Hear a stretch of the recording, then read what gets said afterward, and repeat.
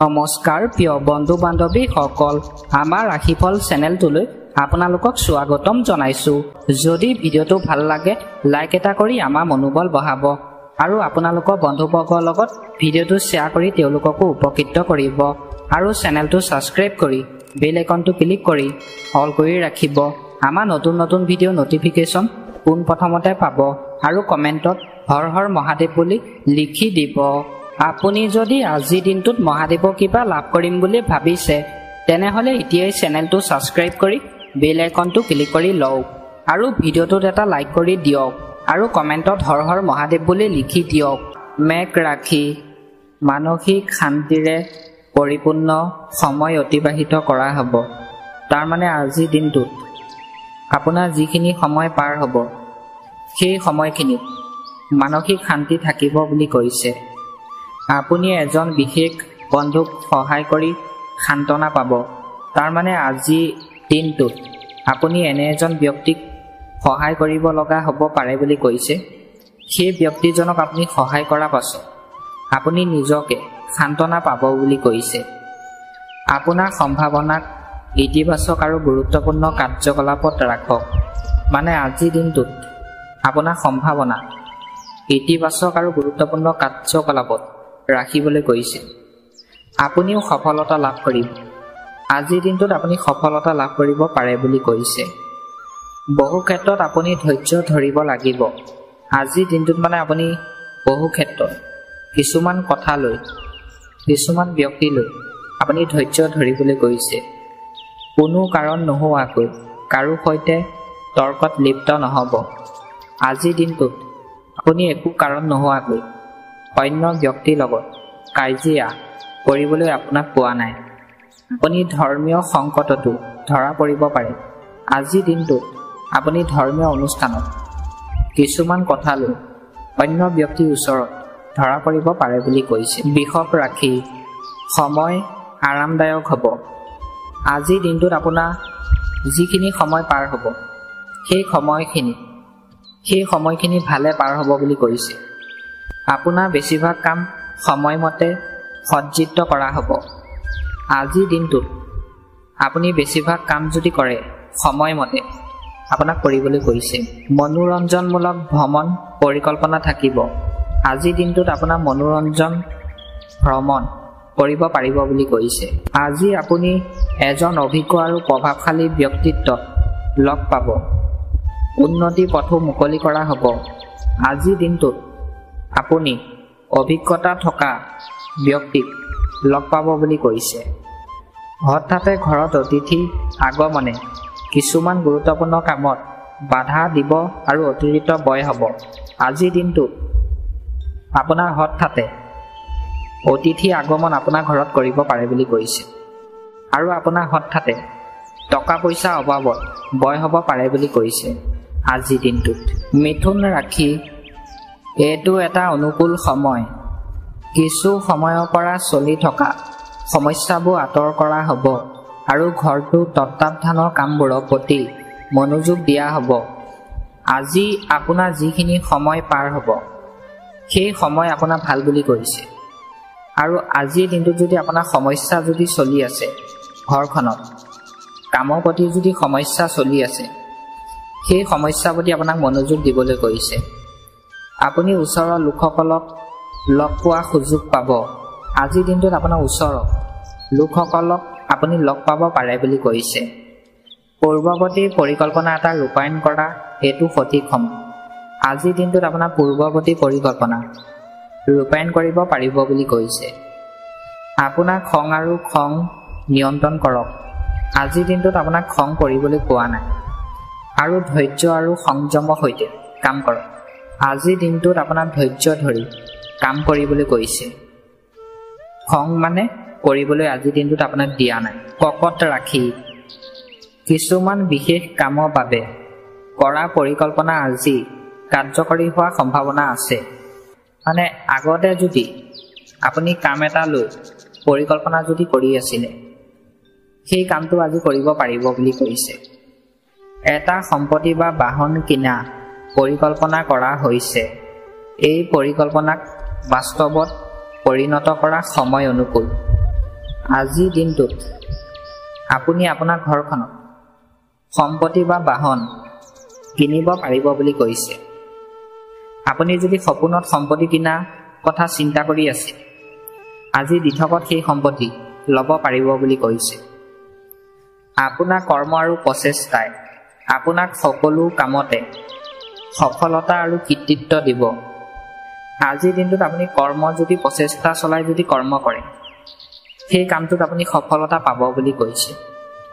পাৰস্পৰিক সম্বন্ধৰ অভাৱৰ বাবে সম্পৰ্কত কিছু উত্তেজনা থাকিব পাৰে।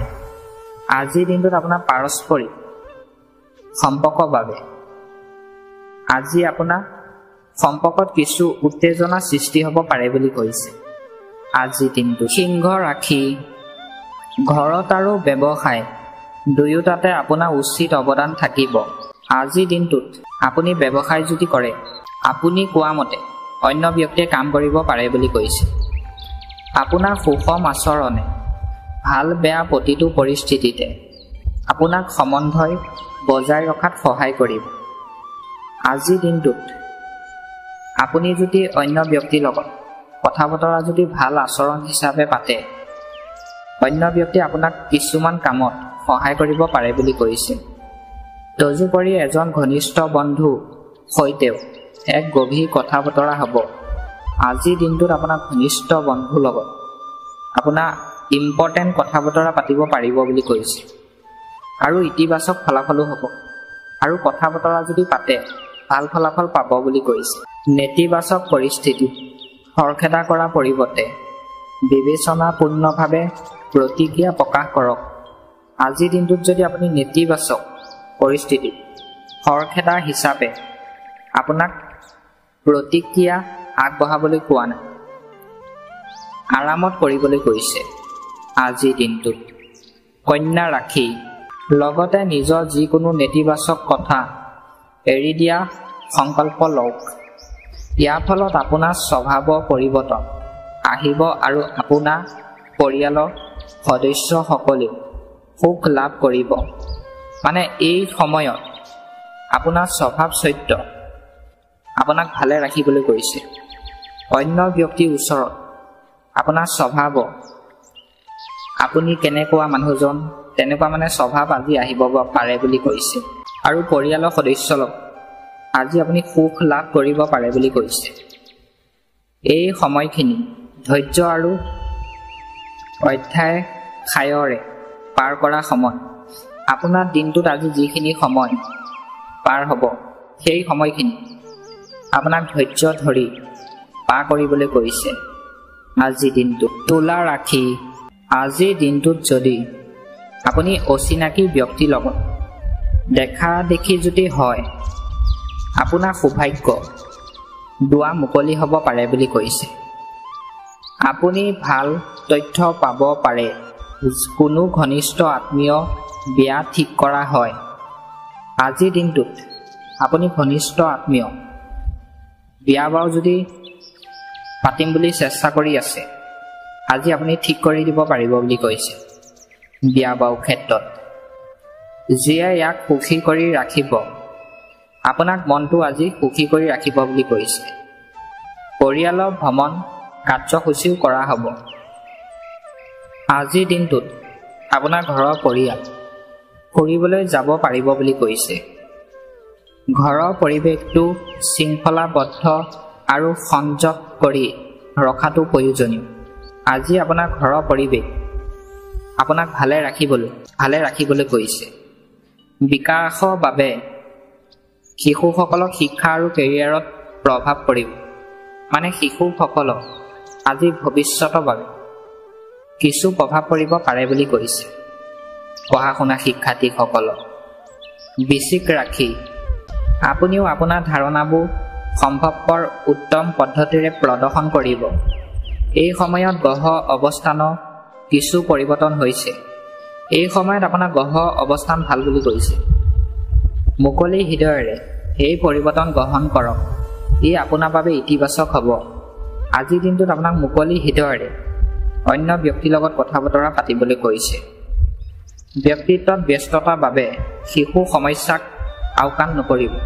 আজিৰ দিনটোত আপোনাৰ সন্তানৰ সমস্যা হ'ব পাৰে বুলি কৈছে আৰু সেই সমস্যা আপোনাক আওকাণ কৰিবলৈ কোৱা নাই আজিৰ দিনটোত। ধনু ৰাশি দৃঢ় প্ৰতিজ্ঞ হওক আৰু সকলো কামতে মনোযোগ দিয়ক।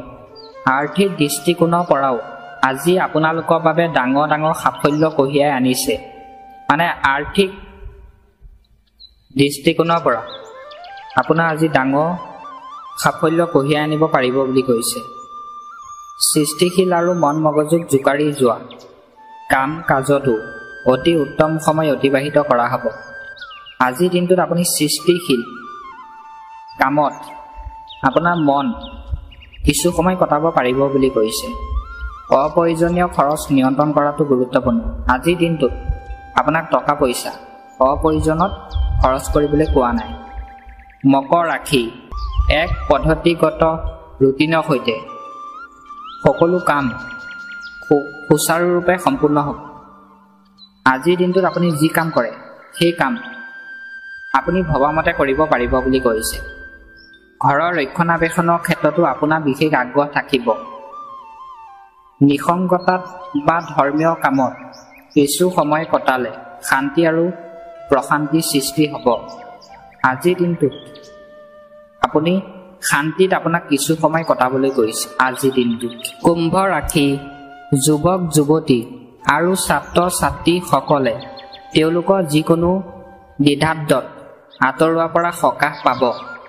কোনো সিদ্ধান্ত লোৱাৰ পূৰ্বে কেৱল সঠিক বিবেচনাৰ প্ৰয়োজন।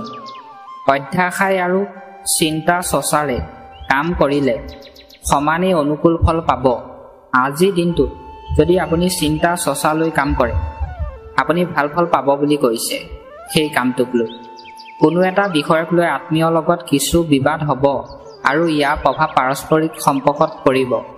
আজিৰ দিনটোত আপোনাৰ কোনো এটা বিষয়ত লৈ আপোনাৰ অন্য ব্যক্তিৰ লগত তৰ্ক কাজিয়া সৃষ্টি হ'ব পাৰে বুলি কৈছে আৰু সম্পৰ্ক আজিৰ দিনটোত আপোনাৰ পাৰস্পৰিক হ'ব বুলি কৈছে।